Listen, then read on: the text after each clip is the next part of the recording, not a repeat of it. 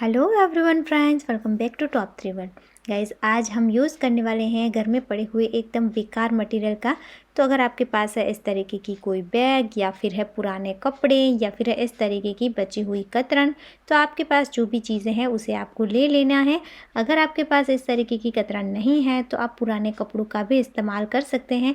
Plane है या फिर प्रिंटेड है, कैसे भी कपड़े हैं ले सकते हैं, लेकिन मैं यहाँ पर प्लेन कतरन का इस्तेमाल करने वाली हूँ। इसके अलावा इस तरीके की बैग अक्सर हमें शॉपिंग करते हैं तब मिल जाती है, लेकिन इसके अंदर इस तरीके की कुछ भी मार्किंग करी हुई होती है जिसकी वजह से हम इसका इस्तेमाल नहीं कर पाते हैं, या आपको लेने हैं पुराने कपड़े। तो सबसे पहले इस बैग को हम बनाएंगे कुछ अलग सा डिज़ाइनर और बहुत ही ज़्यादा कम मेहनत में। तो इसके लिए आप इस तरीके का कोई भी बचा हुआ प्यारा सा कपड़ा है, छोटा सा टुकड़ा, तो उसका यूज़ कर सकते हैं, या फिर आपके पास इस तरीके का ट्रेडिशनल प्रिंट वाला कोई भी कपड़ा है तो उसका भी आप इस्तेमाल कर सकते हैं। या फिर बच्चों का कोई टी शर्ट है प्यारी से प्रिंट वाला, तो वो आप ले लीजिए। और फिर जैसे मैं यहाँ पर आपको मेज़रमेंट दिखाऊंगी उस हिसाब से आपको इसमें से ये बीच वाला हिस्सा कट कर लेना है। तो मैं यूज़ कर रही हूँ ये वाला कपड़ा, जो छोटा सा कपड़ा बचा हुआ है मेरे पास। तो इसको मैंने इस तरीके से बिछाया, उसके ऊपर बैग को रख लिया है और फिर मैं इस तरीके से मार्किंग कर लूँगी। तो मैंने देखिए यहाँ पर इस बैग को ही रखकर मार्किंग कर ली। यहाँ ऊपर की साइड मैं थोड़ा सा इसे जूत दिखाना चाहती हूँ बाहर की साइड, तो फिर इतना ही फोल्ड करके कट कर लिया है। तो ये देखिए मार्किंग करने के बाद कट कर लिया है। अब यहाँ पर मैं मेज़र करके देख लूँगी तो ये परफेक्ट हो रहा है। अब देखिए इसके रॉन्ग साइड पर इस तरीके से हम इसे फोल्ड कर लेंगे। तो चारों ओर हमें इस तरीके से फोल्ड करना है। अगर आपके पास सिलाई मशीन नहीं है तो आपको क्या करना है, आपको लेनी है प्रेस, और प्रेस की हेल्प से आपको इस तरीके से इसे बिठा लेना है। मैंने सिलाई करके इसे बिठा लिया है। अब देखिए इस तरीके से हम यहाँ पर रख कर देखेंगे तो ये मेरा एकदम परफेक्ट हो रहा है। लेकिन मैंने दूसरी साइड पर भी घुमाकर देखा तो मुझे वहाँ पर भी ये सही लग रहा था। तो यहाँ पर आप चाहें तो इस तरीके से जो फैब्रिक ग्लू आता है उसका यूज़ करके इसे यहाँ पर चिपका सकते हैं, या फिर निडल और थ्रेड की हेल्प से भी आप इसे चिपका सकते हैं। तो अब मैं इसी तरीके से इसे यहाँ पर लगा रही हूँ। ये वाला मुझे ज़्यादा अच्छा लग रहा था, आप जैसे चाहे वैसे इसे अटैच कर सकते हैं। अब मैं यहाँ पर निडल और थ्रेड का यूज़ कर रही हूँ। अगर आप ग्लू का यूज़ करते हैं तो जब भी वॉश करेंगे तो थोड़ा हमें लगेगा कि ये 2-3 वॉश के बाद निकल सकता है, लेकिन अगर हम स्टिच कर लेंगे इस तरीके से तो थोड़ी सी मेहनत लगेगी, लेकिन ये बहुत ही ज़्यादा एकदम फिक्स हो जाएगा, अच्छे से कभी भी नहीं निकलेगा। तो ये मेरा प्यारा सा बैग बनकर रेडी हो चुका है। बहुत ही ज़्यादा ट्रेंड में रहते हैं इस तरीके के बैग, और आपने ऑनलाइन देखे होंगे, मार्केट में देखे होंगे, काफ़ी ज़्यादा ये कॉस्टली मिलते हैं। तो एकदम फ्री में ये मेरा रेडी हो चुका है। अब आती है नेक्स्ट आइडिया की बारी। तो उसके लिए मैं यूज़ कर रही हूँ पुराने टी शर्ट का, जिस टी शर्ट का मैंने ऑलरेडी पहले ही इस्तेमाल कर लिया है। इसका ऊपर वाला हिस्सा बचा था तो वो मैंने लिया है और इसके स्लीव्स को मैंने सेट करके रखा है। और फिर लिया है मैंने अपना मोबाइल, और साइड में मैंने थोड़ी सी लूजिंग के लिए और सिलाई के लिए जगह छोड़कर इस तरीके से मार्क कर लिया है।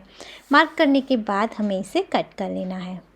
तो मैंने इसे कट कर लिया है। ये हमें 2 हिस्से मिल गए हैं। अब इसे हम ओपन कर लेंगे और इस तरीके से एक हिस्से को सीधा रखेंगे, उसके ऊपर दूसरे हिस्से को हम उल्टा रखेंगे। अब हमें लेनी है इस तरीके की डोरी। आपके पास कोई भी डोरी पड़ी है तो आप उसका यूज़ कर सकते हैं, और यहाँ पर हम 3 साइड पर सिलाई कर लेंगे।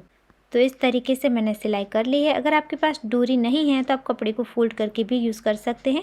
अब मैंने इसे सीधा कर लिया और इसी के साइज़ का एक हार्ड पेपर ले लिया है, आप कार्डबोर्ड भी ले सकते हैं। अब देखिए मैंने इसके अंदर इसे ऐड कर लिया है। तो इस तरीके से ये मेरा रेडी हो चुका है। अब यहाँ बीच में हमें इसका सेंटर निकालना है, तो आप इसे फोल्ड करके भी निकाल सकते हैं या फिर मेज़र करके निकाल सकते हैं। मैंने फ़ोन को रखकर इस तरीके से अंदाजे से यहाँ पर मार्किंग कर ली है। अब देखिए ये जो पेपर है उसके ऊपर ही हम यहाँ पर सिलाई कर लेंगे। अगर आप इसके ऊपर सिलाई नहीं करना चाहते हैं तो आपको पेपर बाहर रखना है, उसे कट कर देना है। बीच में सिलाई करने के बाद पेपर को आपको दोनों साइड पर ऐड कर लेना है। तो ये हमारा बहुत ही ज़्यादा यूज़फुल DIY रेडी हो चुका है। आप इसका इस्तेमाल इस तरीके से मोबाइल को चार्ज करने के लिए कर सकते हैं। अगर आपके चार्जिंग पॉइंट के पास मोबाइल रखने के लिए कोई अच्छी सी स्पेस नहीं है तो हम मोबाइल को ऐसे ही नहीं छोड़ सकते हैं, या फिर आप कहीं ट्रैवलिंग में जा रहे हैं तब भी आपको ये प्रॉब्लम होती है तो उस वक्त भी आप इसका इस्तेमाल कर सकते हैं। तो आप इस तरीके से 1 या फिर 2 मोबाइल रखने के लिए इस तरीके का ऑर्गेनाइज़र बना सकते हैं, और कोई भी कपड़े का यूज़ करके बना सकते हैं। अब आती है नेक्स्ट आइडिया की बारी। तो उसके लिए मैं यूज़ कर रही हूँ इस तरीके की जो बेकार कतरन होती है, सिलाई करने के बाद अक्सर बच जाती हैं, या तो फिर आपके पास पुराने फॉल है तो आप उसका यूज़ कर सकते हैं, या फिर पुराने कपड़ों का भी इस्तेमाल कर सकते हैं। मैंने कतरन ली है और उसमें से देखिए इस तरीके से मैं 13/2 इंच की स्ट्रिपों को कट कर रही हूँ। यहाँ पर ऐसा बिल्कुल नहीं है कि आपको इसी मेज़रमेंट से स्ट्रिपों को कट करना है। आप अपने हिसाब से यहाँ पर जो भी साइज़ रखना चाहते हैं इस हिसाब से इसे लंबा या फिर छोटा कर सकते हैं। तो ये देखिए इस तरीके से एक स्ट्रिप कट करने के बाद सारे कपड़ों के ऊपर मैं इसी तरीके से इसी स्ट्रिप को रखते हुए बहुत सारे स्ट्रिपों को कट कर लूँगी। अब मैंने बेस के लिए कपड़ा लिया है, तो यहाँ पर मैं पुरानी बेडशीट का यूज़ कर रही हूँ और मैंने इसे 2 लेयर में लिया है, कपड़े को फोल्ड करके लिया है और ये है 19/13 इंच। यहाँ पर भी आप कोई भी कपड़ा यूज़ कर सकते हैं और 2 की जगह पर 3 या 4 लेयर भी कर सकते हैं। अब मैंने इस तरीके से यहाँ पर स्ट्रिप को अटैच करना स्टार्ट किया है। इस तरीके से पहले स्ट्रिप को अटैच किया, उसके बाद एक और स्ट्रिप रख दी है और यहाँ पर भी हम सीधी सिलाई करके इसे अटैच कर लेंगे। फिर इसे हमें इस तरीके से पलटना है दूसरी साइड पर, तो ये इस तरीके से सीधी हो जाएगी। उसके बाद हमें इसके ऊपर एक और स्ट्रिप रखनी है और इसे भी हम सिलाई करके अटैच कर लेंगे और इसे भी फिर सीधा करना है। तो देखिए इस तरीके से हम एक के बाद एक सभी स्ट्रिपों को अटैच करते जाएंगे और लास्ट तक अटैच कर लेंगे। तो देखिए मैंने इस तरीके से यहाँ पर पूरे में स्ट्रिपों को अटैच कर लिया है। तो ये इस तरीके से मेरा कलरफुल एक मैट बनकर रेडी हो चुका है। अब साइड से जो भी एक्स्ट्रा है उसे मैं कट करके निकाल दूँगी।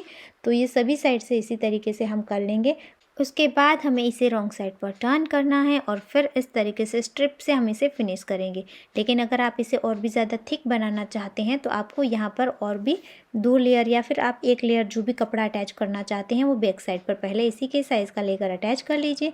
उसके बाद इस तरीके से स्ट्रिप को आपको अटैच कर लेना है और फिर राइट साइड पर टर्न करना है और फिर इस तरीके से डबल फोल्ड करके यहाँ पर भी हम सिलाई कर लेंगे। और अगर आप इससे बड़ी साइज़ बनाना चाहते हैं तो आपको जो बेस का फैब्रिक हमने लिया था वो बड़ा लेना है। जितना बड़ा आप बनाना चाहते हैं उस हिसाब से आपको लेना है और फिर ये स्ट्रिप भी आपको लंबी लेनी है। तो इसी तरीके से देखिए हम दूसरी साइड पर भी इस तरीके से स्ट्रिप को अटैच करके फिनिश करेंगे।